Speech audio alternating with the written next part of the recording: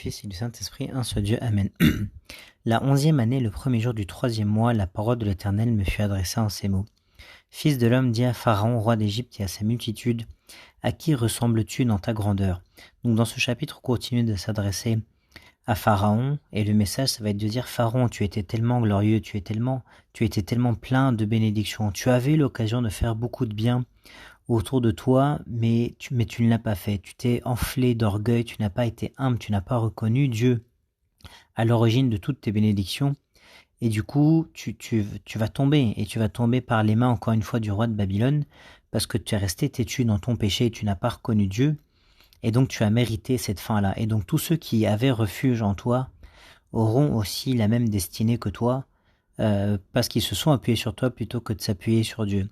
Ça va être le message principal de ce chapitre-là. Fils de l'homme, dis à Pharaon, roi d'Égypte, et à sa multitude, à qui ressembles-tu dans ta grandeur? Voici, la Syrie est un cèdre du Liban.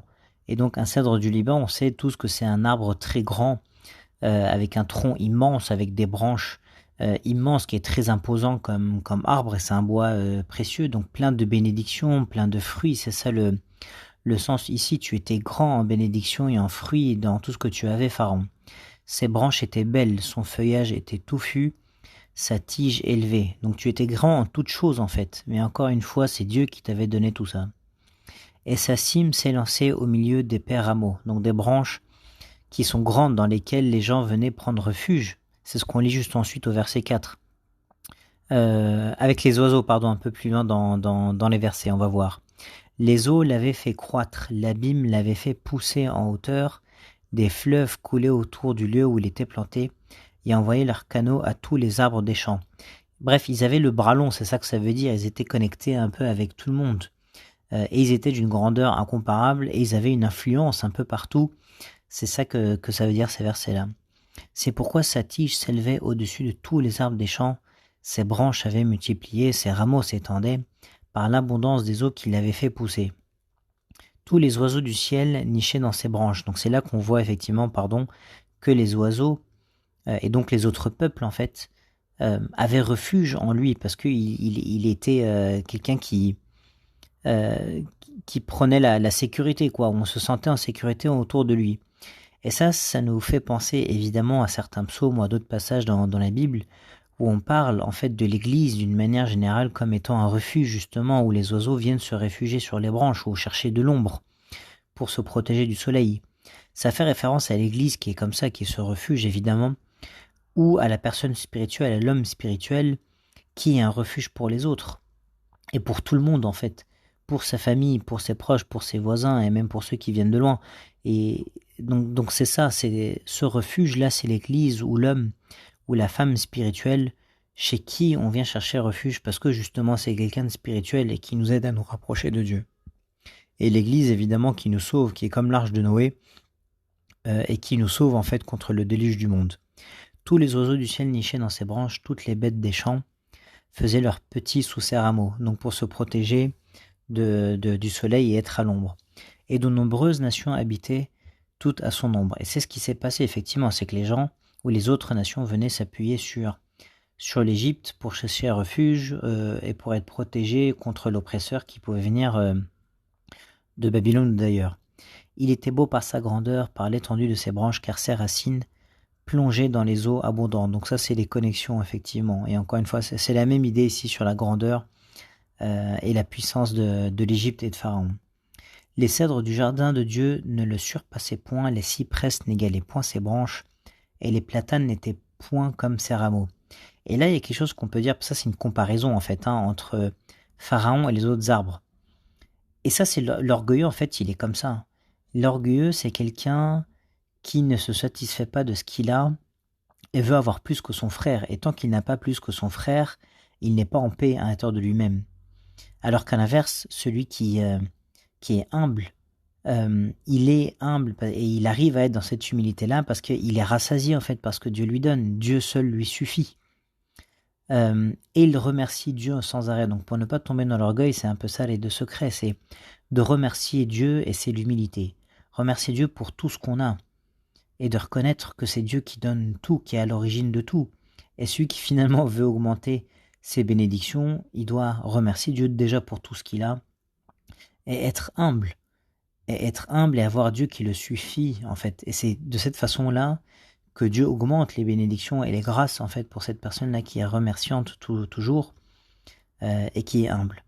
L'orgueil, lui, il se compare et ça lui fait du mal, en fait. Il n'est pas en paix parce qu'il n'arrive jamais à être comme les autres. Il y a toujours un qui a plus que lui. Aucun arbre du jardin de Dieu ne lui était comparable en beauté. Donc, alors que ce qui fait la beauté, en fait, d'un jardin, c'est tous les arbres en même temps, c'est pas un seul arbre en particulier. Il suffit pas d'être le plus beau de tous les arbres pour avoir un beau jardin. Non, ce qui fait la beauté d'un jardin, c'est tous les arbres.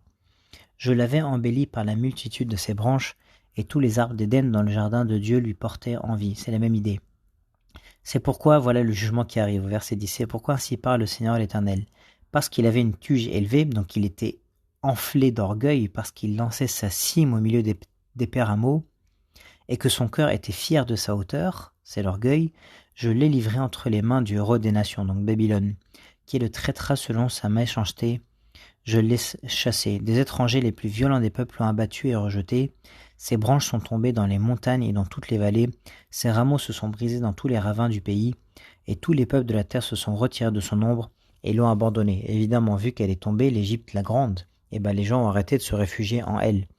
Sur ces débris sont venus se poser tous les oiseaux du ciel, et toutes les bêtes des champs ont fait leur gîte parmi ces rameaux. Maintenant on écrase les rameaux de l'Égypte, on vient plus se protéger sous elle pour se protéger du soleil.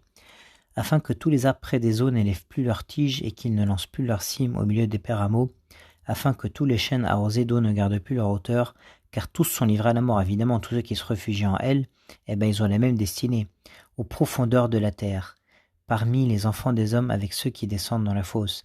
Et ça, on a déjà expliqué ça dans les chapitres précédents, ça fait référence à l'enfer. Il y a la géhenne de feu, effectivement, les gens après leur mort, les mauvais, descendent en profondeur de la terre ou en enfer, et après le jour du jugement,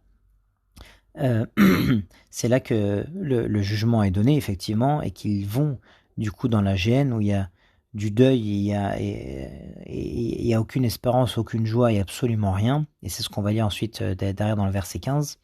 Et parce que ça sera quelque chose que l'homme aura choisi, c'est d'aller là-bas parce qu'il est resté non repenti dans son péché et n'a pas répondu aux appels d'amour de la part de Dieu qui voulait qu'il revienne à lui. Ainsi parle le Seigneur l'Éternel, le jour où il est descendu dans le séjour des morts, j'ai répandu le deuil, j'ai couvert l'abîme à cause de lui, et j'en ai retenu les fleuves, les grandes ondes ont été arrêtées, j'ai rendu le Liban triste à cause de lui, parce que les gens tous disaient autour de lui, ah mais l'Égypte c'est quelque chose de magnifique, c'est un pays magnifique, et quand on la voit tomber, donc on est triste, on arrête de se dire ça sur l'Égypte, et tous les arbres des champs ont été desséchés. Et là, il y a quelque chose qu'il faut rappeler par rapport à l'enfer, c'est que Dieu, effectivement, c'est Dieu qui parle quand il dit « j'ai répandu le deuil ». On ne peut pas se cacher derrière la bonté de Dieu en toute chose. Il ne faut jamais oublier de parler de justice de Dieu en même temps qu'on parle de la bonté de Dieu. Et qu'effectivement, il y a les deux chemins, et c'est l'homme qui choisit le bien et le mal, et le chemin finalement vers lequel il avance dans la vie pour finir soit au royaume des cieux, soit dans la géhenne. Et il faut jamais cacher le message ou se cacher derrière uniquement la bonté de Dieu, parce que c'est la porte ouverte effectivement à la négligence et du coup de finir. Donc il faut vivre dans la crainte effectivement et répondre aux épreuves de Dieu par le repentir pour ne pas se voir répandre le deuil, ne se retrouver en fait dans la fosse et dans le séjour des morts, comme on est très exactement en train de le lire ici. Et parce que c'est ça qui se passe pour Pharaon, qui a décidé de ne pas reconnaître Dieu et s'est choisi lui-même en fait ce chemin-là, il n'a pas répondu aux appels de Dieu. Par le bruit, verset 16, de sa chute, j'ai fait trembler les nations. Donc tout le monde a peur. L'Égypte, la grande, est tombée. Comment c'est possible? Quand je l'ai précipité dans le séjour des morts avec ceux qui descendent dans la fosse. Tous les arbres d'Éden ont été consolés dans les profondeurs de la terre, les plus beaux et les meilleurs du Liban, tous arrosés par les eaux. Eux aussi sont descendus avec lui dans les séjours des morts vers ceux qui ont péri par l'épée. Ils étaient son bras et ils habitaient à son ombre parmi les nations. Donc c'est la même destinée comme on l'a déjà expliqué. À qui ressembles-tu en gloire et en grandeur parmi les arbres d'Éden? Et c'est là qu'on se dit, mais c'est dommage Égypte, pourquoi est-ce que tu n'as pas profité de ta grandeur en fait pour faire le bien? pour être un, pour remercier Dieu. Mais non, tu t'es enflé dans ton orgueil, et personne n'était comme toi, et malheureusement ta destinée est mauvaise à cause de ça. Parce que tu t'es enflé dans l'orgueil et tu es resté là-dedans.